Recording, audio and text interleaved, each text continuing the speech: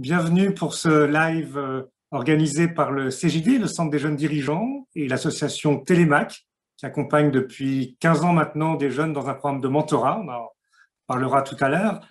Un live qui est en partenariat avec le quotidien La Croix, où je m'occupe des questions de travail et d'emploi, et pendant lequel nous allons parler des passerelles entre l'école et le monde de l'entreprise, sur la base d'une étude qui a été lancée justement par Télémac et le CJD. Donc, nous aurons ce matin successivement Erika Cogne, qui est déléguée générale de Télémac, Christian Tronchon, qui est délégué national à la jeunesse du CJD, Joël Tronchon, qui nous parlera aussi, donc, deux autres entrepreneurs, pardon, Joël Tronchon, qui est directeur du développement durable de SEB, et Julien Leclerc, directeur général de Compress, qui est également vice-président du CJD et qui est très engagé justement sur la manière d'infuser l'esprit d'entreprise auprès des jeunes. Et puis Kenza Bouquetouche, qui est étudiante en L2 à la faculté des sciences de Lyon 1 et qui a justement été accompagnée dans ce cadre de programme de mentorat par l'association Télémac. Alors je le disais, Télémac et le CJD ont lancé une étude sur justement la façon dont les jeunes peuvent être accompagnés dans leur rapport au monde professionnel et avec l'entreprise. Alors, je me tourne tout de suite vers Erika Cogne, qui est donc déléguée générale de Télémac, pour vous demander pourquoi vous avez souhaité travailler avec le CJD sur cette question-là. Qu'est-ce qui a été à l'origine de ce projet ?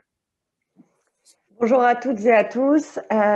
Effectivement, ça fait maintenant 1 an qu'on travaille avec le CJD sur cette étude. Force est de constater qu'aujourd'hui, la jeunesse en France est encore en mal d'orientation, en mal de connaissance des métiers, malgré de multiples expérimentations au-delà de Télémac, soit faites par des associations, par le CJD, par des entreprises qui vont témoigner également aujourd'hui. Pour reprendre les derniers éléments de l'étude Crédoc pour le CNESCO en 2018, près d'un jeune sur 5 estime qu'il n'a pas le choix de son orientation et qu'il doit renoncer à ses aspirations. Donc, c'est vrai que c'est assez surprenant. 68% des jeunes, pour eux, l'orientation est une source de stress. Et pour 24% des chefs d'entreprise, ils témoigneront aujourd'hui, ils considèrent effectivement qu'il y a encore peu de liens entre l'école et l'entreprise. Alors Télémac, nous organisons effectivement des programmes de mentorat. Un jeune est accompagné par un mentor de l'entreprise ou de la société civile.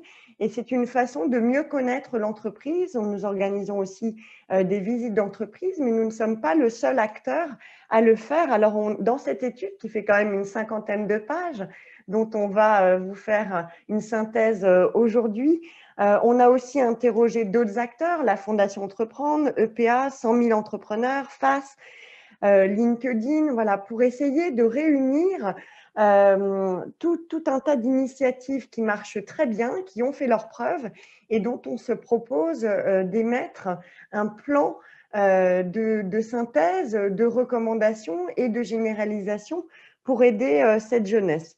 Donc aujourd'hui, il est vraiment clé d'aider nos jeunes à développer des projections, à avoir des rôles modèles, à être en connaissance effectivement du monde de l'entreprise pour lutter contre une autocensure qui est encore trop présente juste par méconnaissance de l'entreprise. Nous, on le voit, nos jeunes Télémac, quand on leur demande en 5e ce qu'ils souhaitent faire plus tard, c'est avocat, médecin, ou bien quand on leur demande les entreprises qu'ils connaissent, ils connaissent des entreprises comme Total parce que leurs parents vont faire le plein d'essence. Aujourd'hui, il est vraiment important de développer cette connaissance de l'entreprise pour notre jeunesse. Merci beaucoup. Christian Tronchon, comment vous, qui êtes délégué général jeunesse du CJD, du côté de l'entreprise, justement, vous envisagez cette jeunesse et comment vous voyez son rapport à l'entreprise? Est-ce que vous sentez cette même méconnaissance? Alors oui, par contre, nous, c'est sûr qu'on est aussi comme Erika dans l'action, c'est-à-dire qu'on est là pour casser les a priori, pour leur montrer qu'il y a une diversité dans les entreprises, en taille, en métier, casser un peu tous ces fausses idées qui sont relayées par les médias où c'est juste toujours les mêmes exemples qui sont donnés, que ça soit de réussite ou d'échec.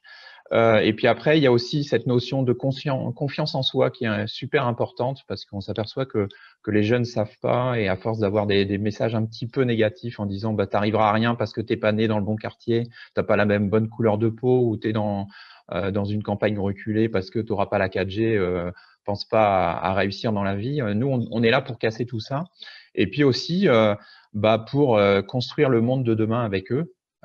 Parce que bah, il y a du boulot et que on va devoir travailler avec cette jeunesse qui est pleine d'entrain et pleine d'idées. Dans l'étude que vous avez menée, vous mettez en avant 5 leviers pour justement permettre aux jeunes de mieux découvrir le monde professionnel et le monde de l'entreprise. Est-ce que vous pouvez rapidement nous parler de ces 5 leviers et de la manière justement où on peut, Erika Cohen disait, lever l'autocensure, lever, vous disiez Christian, la méconnaissance de l'entreprise? Eh ben, il y a déjà au niveau des leviers, c'est la connaissance de soi. On leur apprend à mieux se connaître. Après, il y a aussi tout ce qui est connaissance des métiers techniques. Après, on a aussi au niveau des leviers, pour le dire autrement, tout ce qui est, comment dire,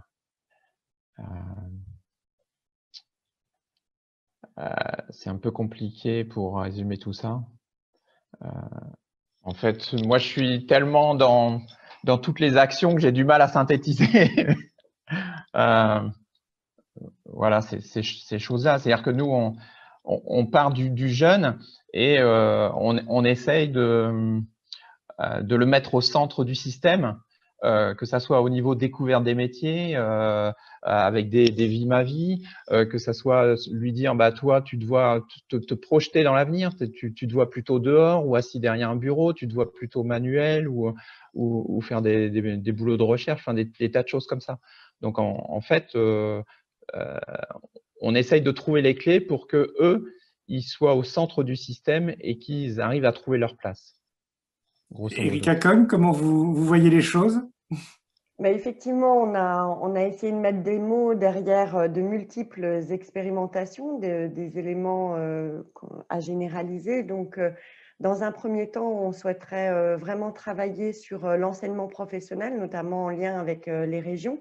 Donc, c'est notre premier levier, puisqu'il y a encore, voilà, il y a une réforme de l'apprentissage et on souhaiterait vraiment travailler ces liens-là entre les établissements scolaires, les entreprises et les régions.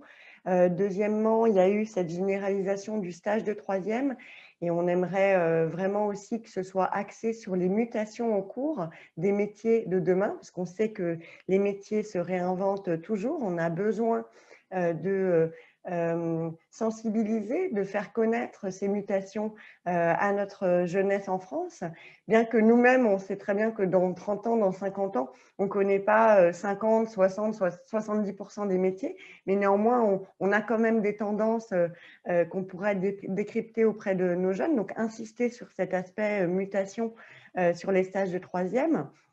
Le troisième levier, eh bien, on y travaille Télémac, notamment avec le collectif Mentorat et actuellement avec le ministère de l'Emploi, la généralisation du mentorat en France pour faire que des jeunes comme Kenza puissent être tous accompagnés d'un mentor de l'entreprise pour effectivement mieux découvrir sa vocation, ses aspirations personnelles et professionnelles. Et enfin, les deux derniers leviers, on a vu qu'il y avait pas mal d'expérimentations de visites d'entreprise, donc 100 000 entrepreneurs, Énergie Jeune, la Fondation Entreprendre. On est vraiment beaucoup d'acteurs à l'organiser, mais on aimerait systématiser une visite annuelle pour chaque classe du secondaire dans une entreprise. On ne manque pas d'entreprises en France. Il y a eu déjà des programmes faits par le ministère de l'Éducation nationale et d'ailleurs, ils sont intervenus dans notre étude et on aimerait proposer qu'il y ait vraiment une visite annuelle par classe pour chaque élève du secondaire dans la filière générale et la filière professionnelle. C'est un petit peu notre mesure phare de cette étude. Et enfin, pour terminer, un point qui nous est très très cher communément au CJD à Télémac, travailler effectivement, comme le disait Christian, sur la confiance en soi. Finalement, dans beaucoup d'études, on constate que le principal point, c'est l'autocensure et le manque de projection. Aujourd'hui, on a vraiment des beaux programmes. On a interviewé le CRI, le Centre des recherches interdisciplinaires, sur leur programme Réalise tes rêves. Télémac, on a un programme Télémac potentiel sur la confiance en soi.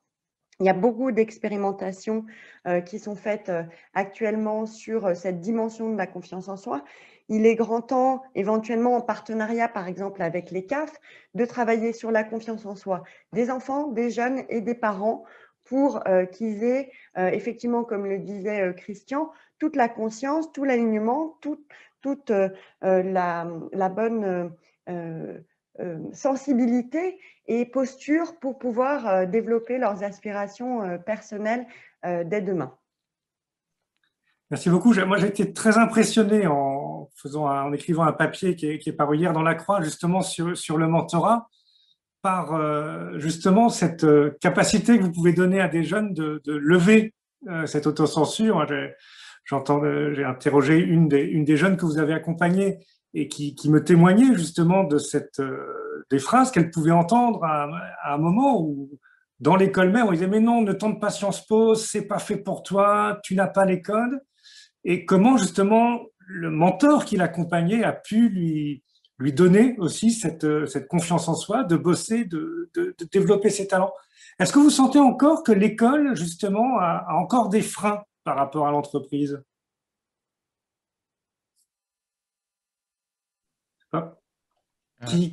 Oui, moi je veux bien parler.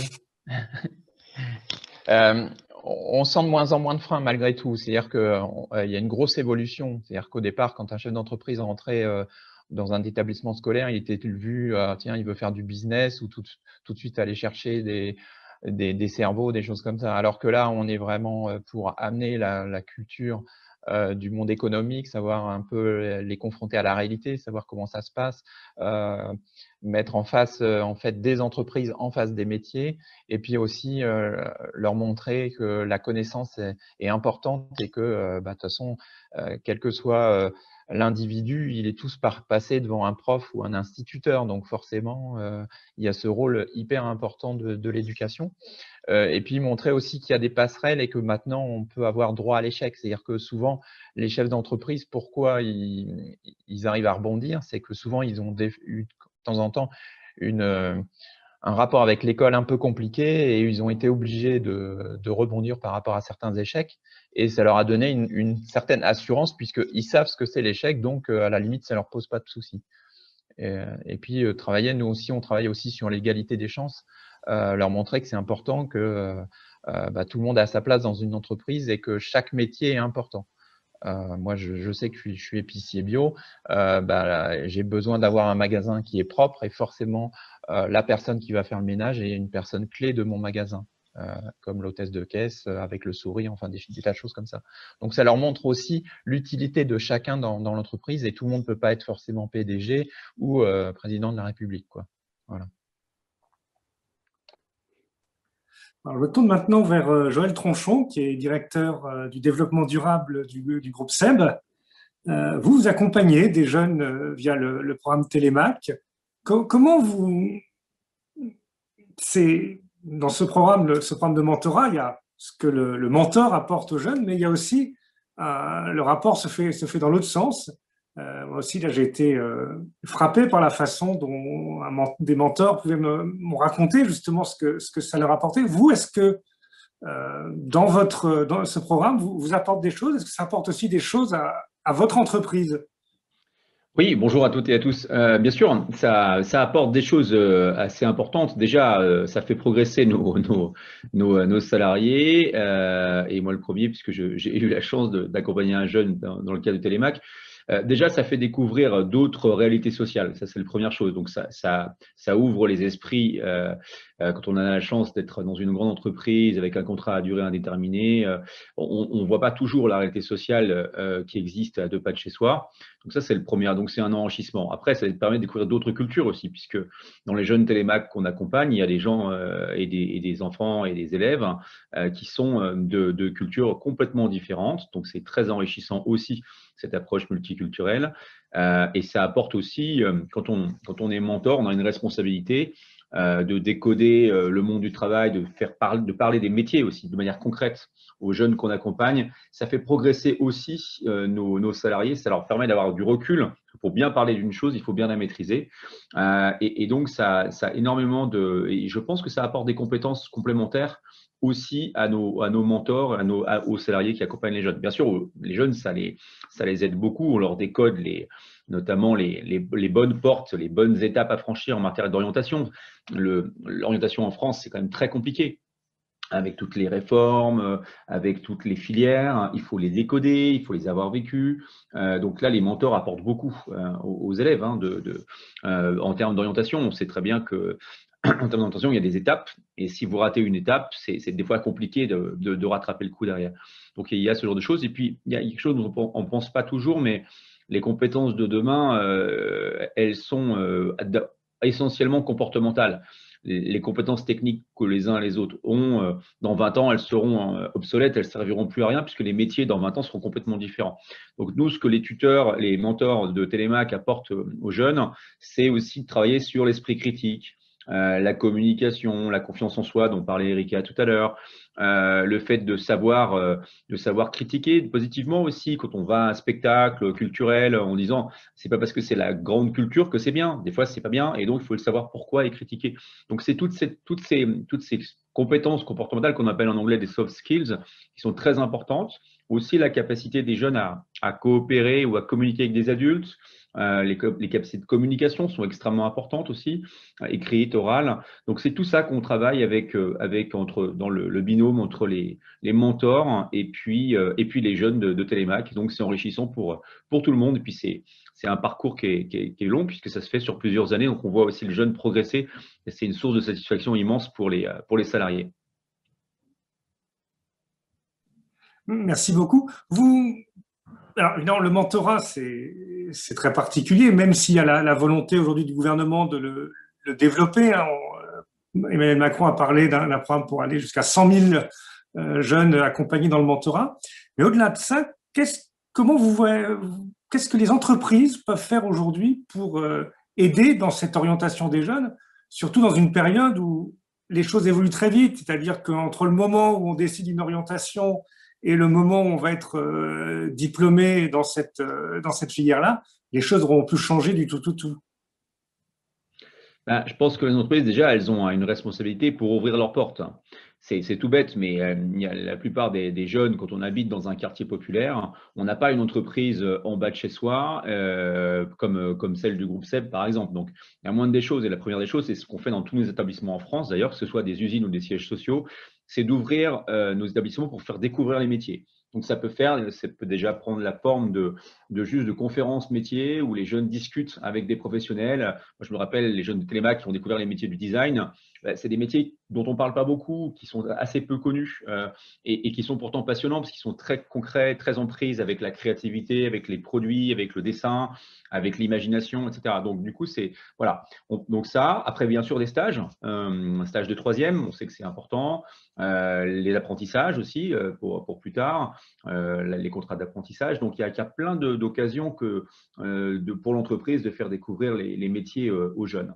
Donc voilà ce qu'on peut proposer. Et puis, évidemment, on peut également proposer après des conseils beaucoup plus pragmatique sur les différentes filières, puisque nous, on est en lien avec beaucoup d'écoles, écoles d'ingénieurs, facultés, écoles de commerce. Et donc, on connaît aussi les bonnes filières et on peut du coup délivrer un message aux jeunes qui est un peu plus concret en disant, si tu veux faire ça, tel métier, à ce moment-là, la meilleure filière qu'on te propose, c'est plutôt de passer par tel et tel parcours. Alors, il y a une question qui vient de m'arriver que je voudrais vous relancer dessus.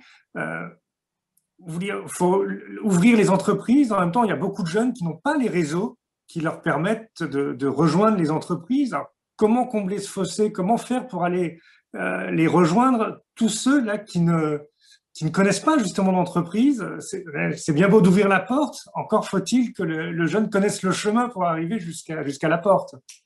Le chemin, il se trouve déjà grâce aux associations comme Télémac ou d'autres hein, qui sont justement proches des jeunes et en connexion avec les collèges et les lycées. Donc déjà, on passe, c'est pas toujours l'entreprise qui va en direct. Hein. Des fois, ça nous arrive d'aller en direct quand il n'y a pas ces associations-là dans des territoires un petit peu isolés. On va en direct faire des interventions dans les collèges et lycées. Hein. Nos professionnels font ça, mais on passe en général par des associations comme Télémac. Donc ça, ce sont eux les médiateurs. Donc, qui amènent les jeunes et qui organisent aussi, quand on fait une visite d'entreprise, Télémac amène un groupe de jeunes. On ne fait pas une visite par jeune, parce que sinon, ça serait ingérable en termes de praticité et de faisabilité. Donc voilà, on accueille des jeunes et coachés et accompagnés par des associations, ça c'est la première chose. Et puis évidemment, ce qu'on leur apporte aussi, enfin, en termes de…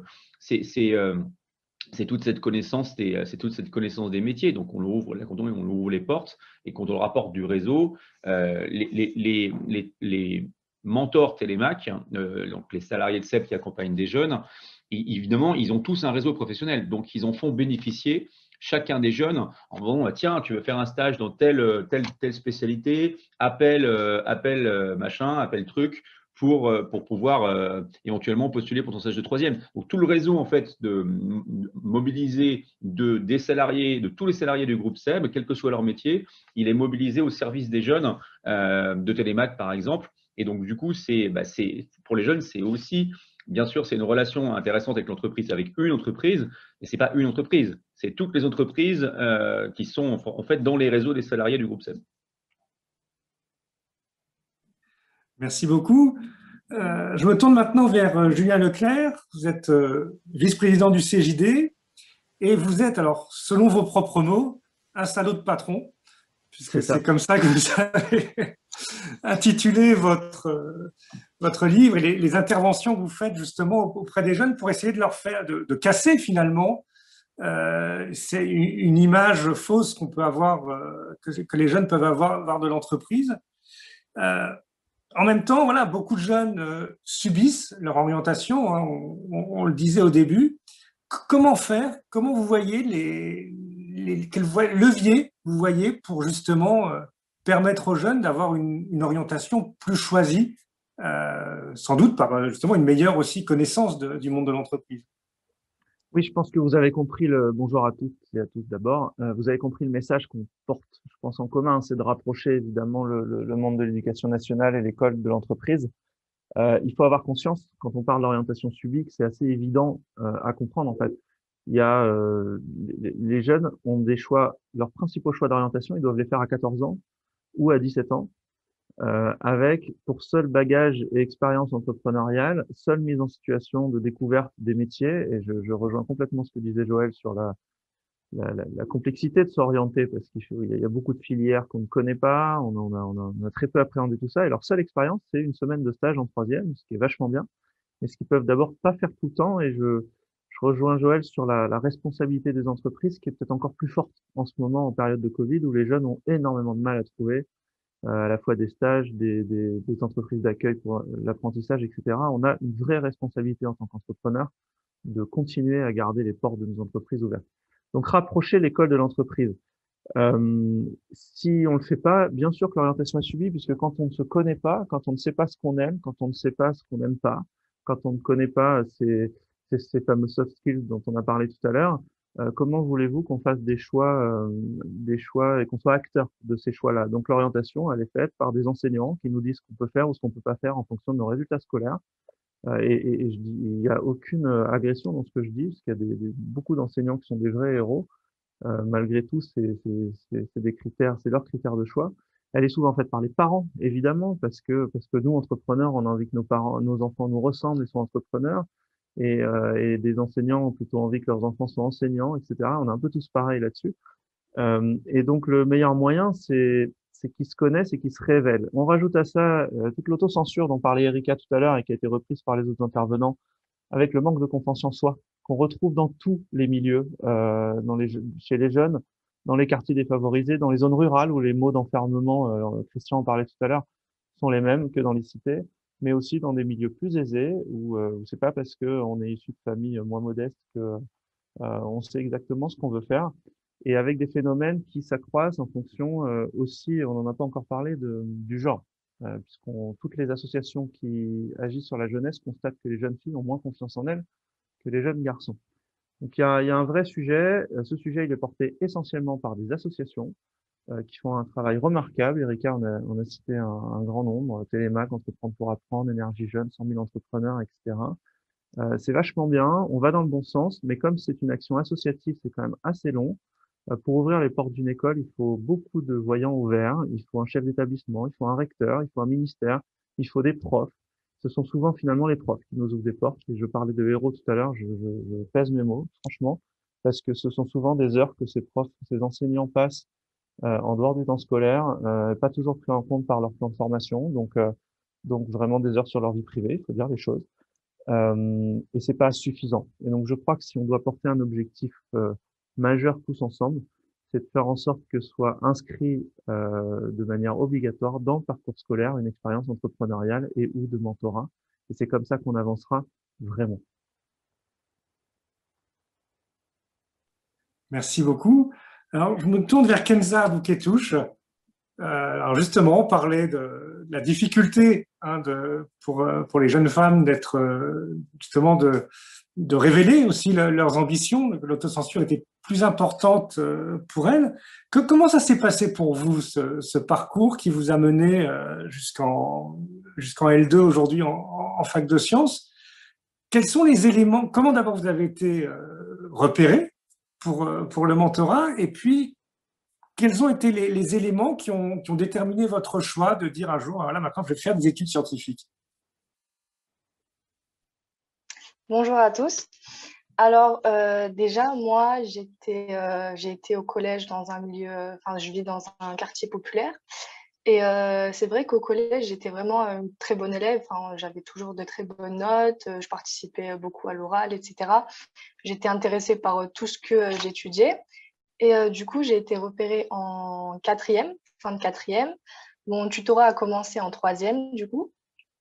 Et alors, vous parliez tout à l'heure des stages en milieu entrepreneurial que vous vouliez, enfin, vous vouliez qu'ils soient plus généralisés et que ça devienne une obligation. Alors, moi, j'ai pu en faire deux. J'en ai fait un en quatrième et un en troisième. Et c'est vrai que ça a été très, très compliqué pour moi de trouver une entreprise ou quoi que ce soit d'autre, en fait, qui m'accueille pour ce stage d'une semaine. Du coup, j'en ai fait un chez un opticien qui a été le seul qui ait bien voulu me prendre. J'ai dû faire au moins 15 entreprises différentes. Et j'ai fait le deuxième en troisième dans une entreprise de transport. Donc après, c'est vrai que quelle que soit l'entreprise dans laquelle on fait notre stage, ça nous apporte forcément des compétences, notamment humaines. Moi, j'ai beaucoup gagné en savoir-être. Cela dit, ça ne m'a pas du tout aidé dans mon choix d'orientation parce que ce n'était pas le secteur que je visais déjà à la base. Donc, c'est vrai que c'est une bonne expérience, mais peut-être que si ça pouvait être plus en rapport avec nos choix d'orientation, ce serait encore plus bénéfique pour nous. Du coup, moi, j'ai toujours aimé en fait, les mathématiques, les sciences. J'ai toujours été passionnée en fait, par le domaine de l'aviation depuis toute petite. Alors, je ne saurais pas vous expliquer, mais c'est vrai que les avions, etc., ça m'a vraiment passionnée. Donc, au début, je voulais être pilote ou hôtesse de l'air ou des choses comme ça. Mais en fait, en grandissant et en ayant ce lien avec les sciences, les mathématiques, etc., je me suis plus intéressée au pourquoi, du comment les avions pouvaient voler, qu'est-ce qui faisait que ça marchait de telle ou telle manière. Et du coup, je me suis dit, bon, bah, je veux poursuivre dans cette voie-là. Du coup, ensuite, je suis allée au lycée Lamartinière Montplaisir. Et là, le choc. Parce qu'en fait, au collège, j'ai jamais eu à travailler pour avoir de bonnes notes, etc. Et en arrivant au lycée, où là, il a fallu se mettre au travail, je ne savais pas faire, tout simplement. Et du coup, c'est vrai que mes notes ont vraiment dégringolé. Et c'est là justement que j'ai perdu toute ma confiance en moi, en fait, toute la confiance que je plaçais en mon projet, etc. Et c'est vrai que Télémac m'a énormément aidée. J'ai eu des cours de soutien. J'ai eu beaucoup de coaching aussi, parce qu'au-delà du coaching que j'ai fait en terminale, qui était plus personnel, il y avait beaucoup de travaux d'ateliers de groupe qui permettaient de se poser les questions du où on va, comment on peut y aller, etc. Et après, vous parliez également des professeurs qui étaient là pour les élèves. Alors moi, en seconde, il n'y avait aucun professeur pour me soutenir.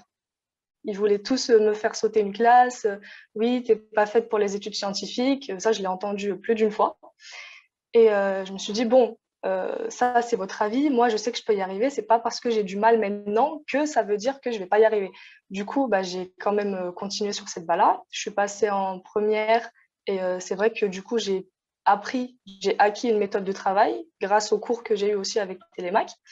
Et petit à petit, mes résultats sont montés et j'avoue que ma confiance en moi aussi. Et arrivé en terminale, du coup, se pose la question de l'orientation, qui était vraiment très, très compliquée parce qu'en fait, au début, quand j'étais au collège, je me suis toujours dit, bon, je veux faire une classe prépa parce que c'est la voie royale pour accéder aux écoles d'ingénieurs, etc. Sauf que j'ai dû me confronter à la réalité que j'avais pas nécessairement le niveau à l'heure actuelle pour entrer en classe préparatoire. Donc, et à ce moment-là, j'étais perdue parce que je ne savais pas, je savais où je voulais aller, mais je ne savais pas quel autre chemin était possible pour pouvoir arriver à destination. Et c'est là que, du coup, je me suis tournée vers Télémac et j'ai pu, du coup, faire des séances de coaching personnel pour justement apprendre à me connaître et à savoir si le choix que j'avais fait correspondait à ma personnalité et à mes besoins. Et du coup, j'ai également pu passer mon BIA, mon brevet d'initiation à l'aviation, parce que justement, je me suis dit ce serait un bon pied dans le milieu de l'aviation pour savoir si vraiment c'est quelque chose qui m'intéresse ou pas. Et ça a été, je pense, la meilleure expérience que j'ai eue avec Télémac, parce que j'ai vraiment beaucoup aimé ce que j'ai appris à ce moment-là et ça m'a conforté dans l'idée que c'était vraiment ce domaine-là que sur lequel je voulais m'orienter. Et du coup, j'ai pris une licence en physique, chimie, sciences de l'ingénieur du coup à la DOA, parce qu'en fait, en cherchant avec la coach qui aurait pu me mener vers l'ingénierie aéronautique, j'ai vu qu'il y avait pas mal de passerelles pour arriver en école d'ingé. Il y avait des concours, il y avait beaucoup de moyens qui étaient mis à disposition. Et du coup, je me suis lancée. Voilà. Et dans ce parcours, quelle image vous avez eue de l'entreprise? Est-ce que justement l'image que vous avez eue de l'entreprise a évolué au cours de ce parcours? Alors, l'image que j'ai eue de l'entreprise a évolué grâce à Télémac. Parce que c'est vrai que quand j'ai eu besoin de l'aide de l'entreprise, je ne l'ai pas eu, tout simplement, quand je vous parlais justement des stages que je cherchais en troisième, etc. Mais Télémac m'a ouvert une porte, tout simplement, au sein des entreprises. J'ai pu en visiter plus d'une et j'ai découvert de nombreux métiers. Et c'est vrai que mon rapport à l'entreprise a changé à partir du moment où j'ai fait du coup les ateliers avec Télémac. Et je me suis rendu compte qu'en fait, les entreprises étaient là. Et après, c'est vrai que ce n'est pas le cas de toutes les entreprises, malheureusement. Et que justement, il fallait savoir où chercher. Et c'est vrai que, comme vous disiez tout à l'heure, pour les jeunes qui n'ont pas le réseau, c'est très compliqué. Parce que moi, j'ai eu la chance d'avoir Télémac. Mais les gens qui, du coup, eux, n'ont pas pu bénéficier de ça, ont dû rester sur une image de l'entreprise qui est assez négative, du coup. Merci beaucoup, Kenza. Alors, on voit, hein, les liens sont entre, justement, les entreprises passent beaucoup par les associations. On a montré hein, ce rôle important des associations. En même temps, voilà, on voit que c'est aussi des petites structures qui ne peuvent pas forcément arriver à toucher, hein, même si l'objectif aujourd'hui, hein, c'est 100 000 jeunes en mentorat, comment on peut développer plus ce réseau associatif Erika Cohn, de quoi vous avez besoin aujourd'hui pour être plus efficace, plus nombreux, pour être plus présent auprès des jeunes aujourd'hui?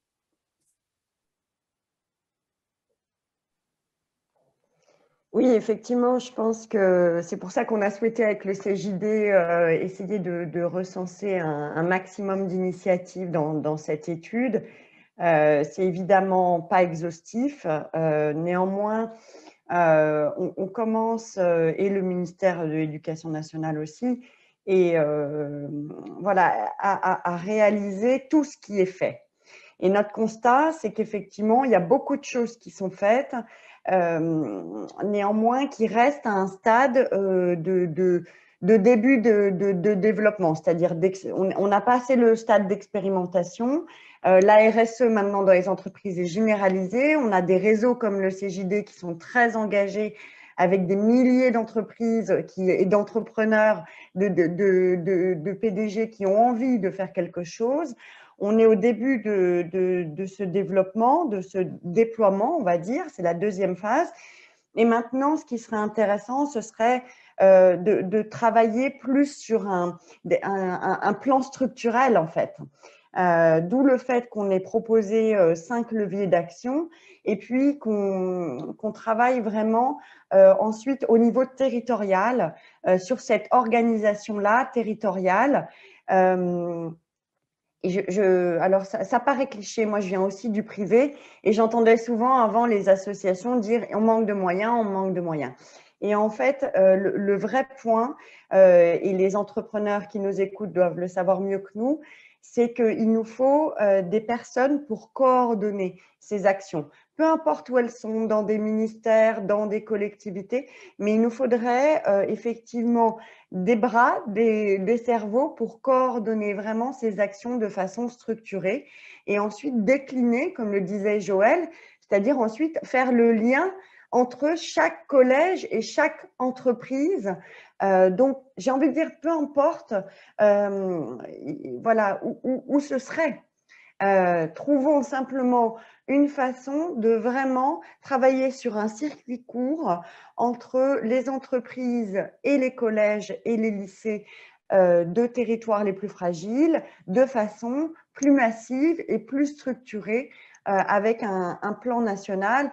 Et je crois vraiment que c'est possible d'organiser une visite par an, par année scolaire, pour tous les collèges et tous les lycées pro qui en ont besoin. Et mathématiquement, c'est possible. On a les bonnes entreprises, on a les collèges, on a le nombre, il suffit de trouver le moyen d'organiser tout ça et ça me semble assez simple. Est-ce que les régions ont un rôle aussi à jouer dans ce dispositif? C'est elles aujourd'hui qui ont la responsabilité à la fois déjà de la formation professionnelle et puis des questions d'orientation. Oui, si vous me permettez de compléter, Nicolas, les propos d'Erika. Oui, évidemment, il y a une grosse responsabilité des régions. J'ai eu la chance d'être président d'une des associations qu'Erika citait, Entreprendre pour apprendre.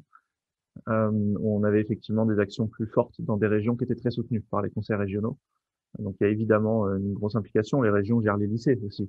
Moi, je crois que la clé, chez Entreprendre pour apprendre, on faisait partie d'un réseau européen et mondial. Enfin, l'association fait partie d'un réseau européen et mondial, donc on avait la chance de pouvoir challenger avec des actions dans d'autres pays. L'asso, elle est passée de 25 000 à 50 000 jeunes touchés, c'est très bien, mais il y a 800 000 gamins par tranche d'âge, donc on reste sur des chiffres encore très faibles. Je rejoins complètement ce que dit Erika. Et en fait, on a eu la chance de voir des pays qui ont changé d'échelle. Ils ont changé d'échelle d'une façon très simple. C'est qu'il nous faut du temps dédié sur le temps scolaire. C'est tout. Les gamins, ils sont principalement à l'école aujourd'hui, pas que. Je pense que toutes nos associations travaillent et les associations partenaires du CJD et le CJD travaillent avec les missions locales, les écoles de la deuxième chance, etc. Mais les gamins sont principalement à l'école. Si on veut pouvoir organiser des visites d'entreprise, si on veut pouvoir organiser des projets entrepreneuriaux, si on veut pouvoir aller témoigner ce que fait 100 000 entrepreneurs ou Énergie Jeune dans les classes, il nous faut du temps dédié sur le temps scolaire. Il n'y en a plus pour une très grande partie de ces jeunes-là. Il y a des filières spécifiques dans lesquelles il y a du temps. Il y a beaucoup de filières, notamment générales, dans lesquelles il n'y en a pas. La clé, elle est là. Oui, pour Merci beaucoup. rebondir sur ce que disait Allez-y. Julien, c'est effectivement la bonne volonté des profs qui souvent prennent sur leur temps d'enseignement en disant bah voilà, vous pouvez venir témoigner, mais c'est eux, c'est leur initiative. Et c'est clair que si on pouvait, entre guillemets, industrialiser cette chose-là en disant bah voilà, ça rentre dans les programmes, ça nous faciliterait vraiment la tâche, quoi.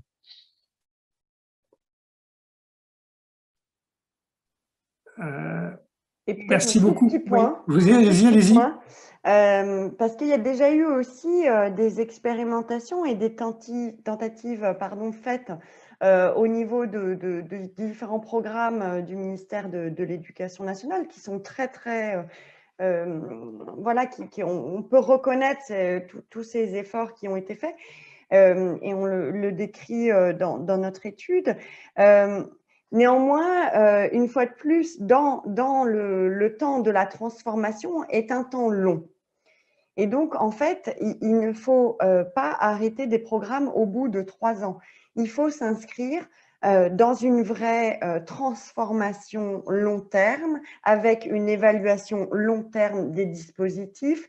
On le voit sur les suivis de cohorte sur 6 ans, 10 ans, 15 ans. Et c'est que comme ça qu'aujourd'hui, si on met en place un véritable plan national de rapprochement de l'école et de l'entreprise, on mesurera les effets sur des jeunes comme Kenza parfois immédiatement, mais finalement, ta réussite, Kenza, on t'a accompagné dès la 4e, on va la mesurer quand tu seras dans le marché de l'emploi. Donc, il nous faut ce temps long-là et vraiment être dans cette continuité malgré les successions de gouvernements, etc. Et je pense que ça, c'est vraiment un cri important, positif qu'on donne aussi de s'inscrire. Et c'est pour ça qu'on s'est rapproché du CJD qui travaille depuis son origine sur le capital humain. Il nous faut des acteurs qui travaillent le long terme.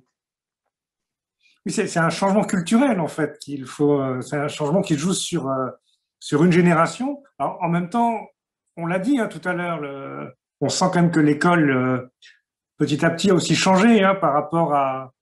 Moi, voilà, j'ai 47 ans, je me souviens d'une époque où, quand moi-même j'étais en formation, où c'était encore très mal vu. L'entreprise, c'était vu comme il fallait préserver presque l'école de ce milieu de l'entreprise qui était le milieu du profit, de l'argent. Voilà.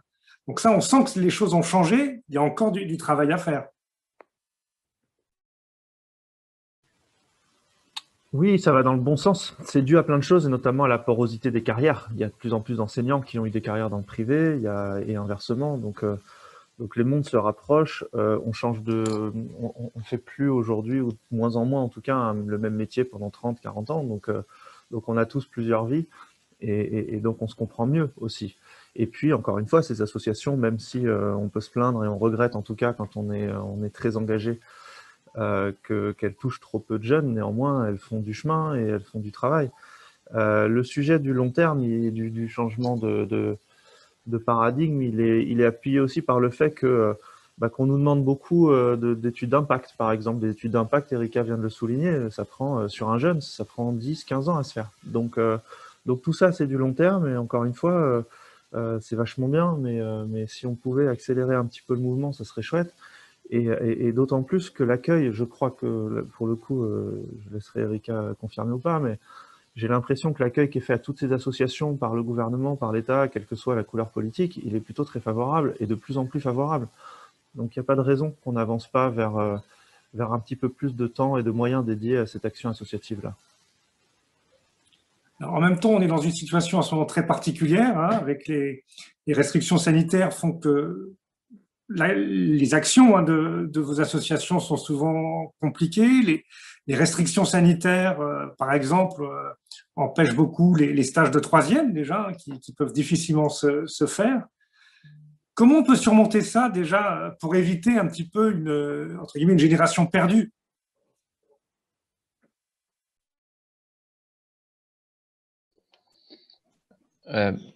Moi, je dirais c'est surtout fédérer les bonnes volontés. C'est-à-dire que on respecte tous dans nos sociétés les gestes barrières et tout, et ça ne nous empêche pas, si vraiment on prend des précautions, d'accueillir un jeune dans des très bonnes conditions. Voilà. Après, sur ceux qui ne peuvent pas, il y a eu les stages virtuels en visio quand c'était possible et quand ça pouvait leur apporter quelque chose.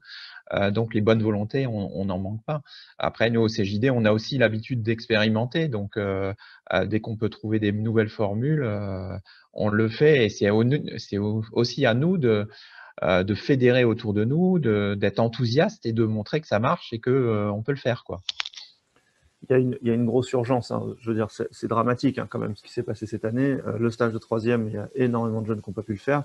Moi, je pense à l'apprentissage aussi. D'ailleurs, on ronchonne de temps en temps contre le gouvernement. Il faut dire qu'il y a eu un énorme effort qui a été fait en revanche sur l'apprentissage cette année, qu'il faut saluer, avec des aides très importantes pour encourager les entreprises à accueillir des apprentis. Donc le CJD est très partenaire de ça, puisqu'on a créé plus de 2000 postes d'apprentis en 4 semaines entre septembre et octobre. Aujourd'hui, on a beaucoup d'apprentis qui n'ont plus d'entreprise. J'ai notamment un restaurant, c'est une catastrophe. Il y a beaucoup de contrats d'apprentissage qui ont été rompus en plein milieu, donc des jeunes qui se retrouvent à la rue. Donc il y a une vraie responsabilité citoyenne des entrepreneurs. Je crois qu'il faut qu'on fasse tous appel à notre sens civique. Ça n'a pas de sens d'être entrepreneur si on ne s'engage pas pour la cité, et en l'occurrence, en ce moment, les jeunes ont vraiment besoin de nous. Il y a un énorme intérêt aussi, c'est que ce sont les salariés, les entrepreneurs de demain, qui a aujourd'hui un sujet en France qui a comme presque quasiment 1 million d'emplois non pourvus, donc des filières qui ne trouvent pas. Donc il y a un vrai enjeu pour les dirigeants d'entreprise aussi, d'orienter ces jeunes, de leur présenter nos métiers, de leur montrer ce qu'on fait et de leur donner envie d'eux. Mais là, il est urgent de se mobiliser encore plus que d'habitude, je crois, vis-à-vis de la crise, et d'être agile. Christian le disait, nous, sur le stage de troisième, il y a beaucoup de sections qui sont mobilisées dans les territoires au CJD, qui ont essayé d'imaginer d'autres choses, puisqu'il n'était pas possible d'accueillir des jeunes une semaine dans l'entreprise. On a organisé des visites d'entreprise, donc plutôt qu'en découvrir une, ils allaient en découvrir 5 ou 10 dans la semaine. Il y a effectivement eu des stages virtuels, et sinon des animations à l'école, puisque ces jeunes qui n'ont pas trouvé de stage se sont retrouvés dans les établissements scolaires sur les semaines dédiées. Mais en tout cas, c'est mobilisation générale, et le sujet il est loin d'être terminé. Je crois que c'est sans doute la première tranche de population touchée par la crise. Merci beaucoup. Alors, je prends une question qui arrive du chat Facebook, question qui vient du rectorat de Paris, où on nous signale une structure de coordination qui s'appelle la mission école-entreprise. Est-ce que vous connaissez cette structure? Est-ce que c'est justement des choses avec lesquelles vous travaillez et qui mériteraient d'être plus développées? Erika, par exemple. Oui, alors effectivement, dans les différents rectorats, on a la chance d'avoir la mission école-entreprise. Donc, c'est un bon dispositif, donc avec parfois d'ailleurs des personnes détachées de l'entreprise qui travaillent au sein des rectorats justement pour organiser des actions entre l'école et l'entreprise. Par exemple, quand Télémac, on déploie un nouveau territoire, on est en lien avec ces personnes-là au sein des rectorats. Après, bien souvent, c'est une personne pour tous les dispositifs. Donc, même si c'est des super personnes, en général, on est très proche d'elles. Mais voilà, une personne sur tout un rectorat, c'est des personnes formidables, mais vite débordées. Et donc, je pense qu'il faudrait qu'on en ait beaucoup, beaucoup de personnes. Peut-être justement, c'est une très bonne idée d'avoir vraiment des grosses équipes de mission école-entreprise au sein des rectorats pour notamment organiser cette fameuse recommandation d'une visite annuelle par an, surtout le secondaire. Alors, je reviens justement sur… Allez-y. Pardon, très vite, il y a des rectorats qui sont très soutiens, d'autres un peu moins. Donc, effectivement, c'est très dépendant des personnes. L'une des clés pour moi, elle est la capacité d'agir en interministériel. Quand on parle des sujets jeunesse, on touche à plusieurs sujets très différents de société. Et aujourd'hui, la France a quand même du mal à travailler en interministériel, malgré quelques très bonnes volontés, évidemment. Et l'une des clés de succès sera sans doute là. Merci beaucoup. Alors, je reviens sur l'étude qui a été menée par CGL et Télémac. Il y a une question pour savoir comment se procurer l'étude. Elle va être publiée sur vos différents sites internet et réseaux. Oui, exactement, là, dès à présent, et on en a, voilà, on en fera une synthèse aussi. Et l'idée, effectivement, euh, c'est de la diffuser, c'est de faire connaître déjà tous les dispositifs qui sont décrits dedans et qui sont présentés pour mieux les faire connaître. Et puis ensuite, je pense qu'on va prendre différents rendez-vous avec le CJD et Télémac pour essayer d'avancer sur nos propositions au niveau national et avec effectivement tous les acteurs qui étaient impliqués dans l'étude, donc au-delà du CJD et de Télémac. Alors, il y a aussi des vocations qui naissent, qui demandent comment devenir mentor. Vous pouvez nous contacter, contact@telemac.org, voilà, ou même moi me contacter sur LinkedIn, Erika Cogne, et puis on relaiera. Voilà, on regardera dans quelle entreprise vous êtes, voilà, sur quel territoire. Et puis sinon, on a un collectif mentorat avec 7 associations au-delà de Télémac qui font du mentorat. On vous orientera si jamais on n'est pas encore sur votre territoire. Mais ça commence vraiment à s'organiser, donc toutes les bonnes volontés sont les bienvenues.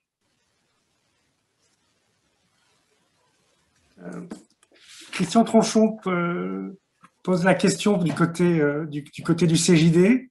On entendait un appel aux entreprises à être plus citoyennes tout à l'heure. Comment vous pouvez vous mobiliser plus de ce côté-là? Nous, la jeunesse est un pilier du CJD, donc on a un copil dédié à ça. Donc on forme des référents jeunesse qui après, dans chaque territoire et chaque section, vont amener leur enthousiasme auprès d'autres chefs d'entreprise pour qu'ils prennent les choses en main et qui multiplient les actions envers les jeunes. Et il n'y a que par là, de toute façon, nous, on se doit d'être exemplaire, on se doit d'être enthousiaste tout le temps, d'être endurant parce que c'est aussi sur le long terme qu'il va falloir bosser là-dessus.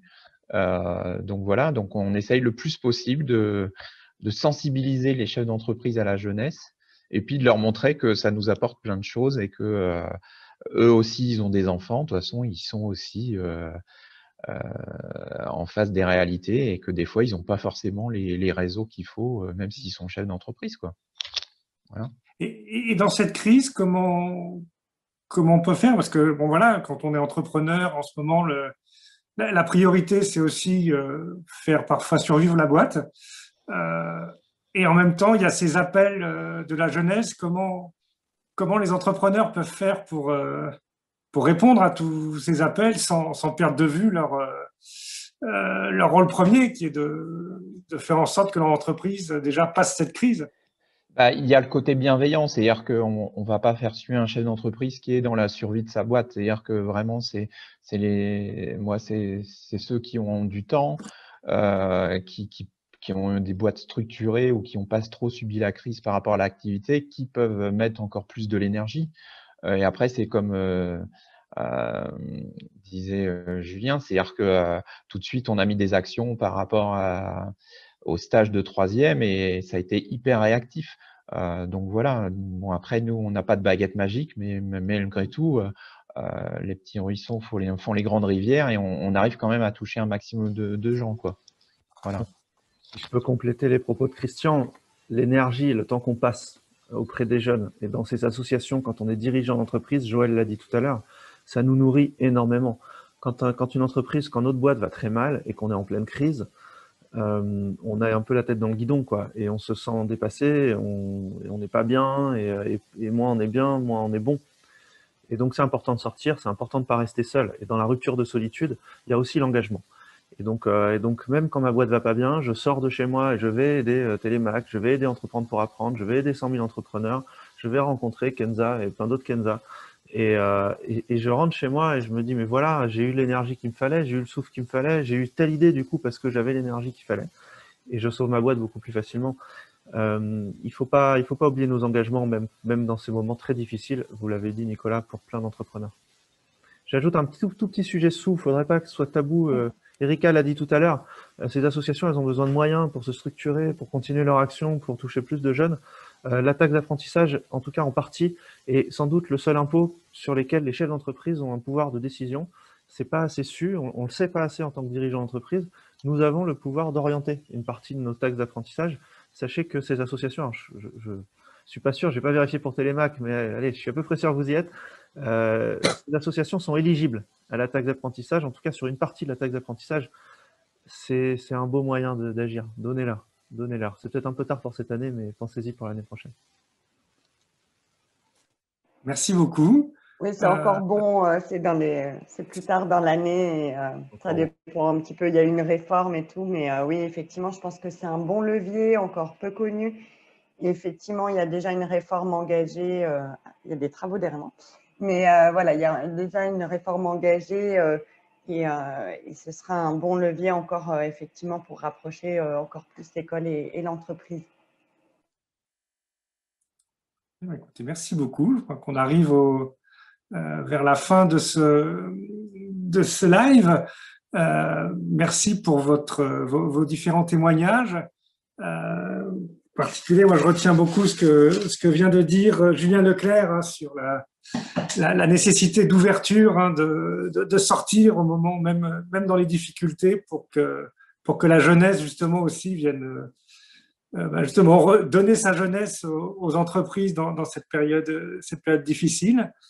Merci à Kenza aussi pour son témoignage et aux différents chefs d'entreprise qui nous ont parlé de leurs expériences aussi et puis des associations de Télémac pour le travail qu'ils font. Moi, j'ai vraiment été, je le redis, dans l'article que j'ai pu faire pour La Croix dans le journal d'hier, mais qui est toujours disponible sur notre site internet, très impressionné par ce que vous apportez justement à des jeunes pour leur permettre, me disait une des jeunes, justement, de transformer ses rêves en objectifs et de leur faire toucher du doigt un certain nombre voilà, que ça devienne les rêves deviennent des réalités. Donc, bravo et merci beaucoup pour votre travail et vos témoignages aujourd'hui. Merci à toutes et à tous. Merci beaucoup pour votre animation. Merci beaucoup. Merci Nicolas pour votre animation, pour votre suivi, parce que vous êtes souvent derrière toutes ces associations, vous leur donnez voix, vous nous donnez voix. Merci beaucoup, c'est vraiment hyper important. Merci. Et puis, on continue et on massifie. Voilà. Merci beaucoup. Merci à vous.